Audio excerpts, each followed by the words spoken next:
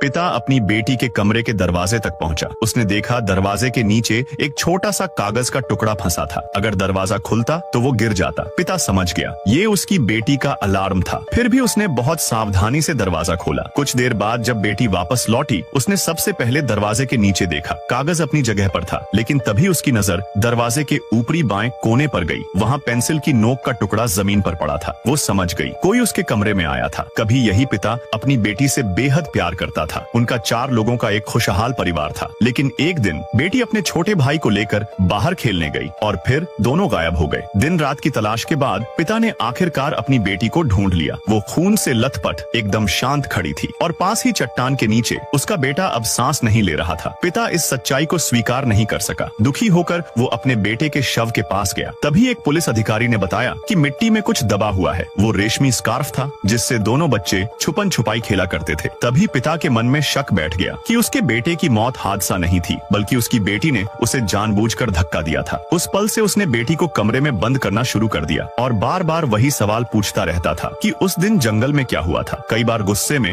वो उसे चोट भी पहुंचा देता, लेकिन माँ के सामने बेटी हमेशा मासूम बन जाती और जैसे ही पिता अकेला होता वो उसे उकसाने वाली नजरों से देखती। इससे पिता का शक अब यकीन बन चुका था। हाल ही में एक हत्या हुई और सारे सबूत उसकी बेटी की तरफ इशारा कर रहे थे। पिता फिर से उसके कमरे में आया। उसने देखा उसके बैग से बुना हुआ चार्म गायब था। उसने सीधे उससे सवाल किया। ये सुनकर बेटी कुछ पल के लिए चुप रही, फिर धीमी आवाज में पूछा, पापा क्या आपको सच में लगता है कि भाई की मौत एक हादसा थी? और फिर उसने आगे कहा, क्या आपको नहीं लगता कि माँ की आत्महत्या भी बस एक हादसा थी? ये सुनकर पिता के चेहरे पर सिर्फ खौफ था।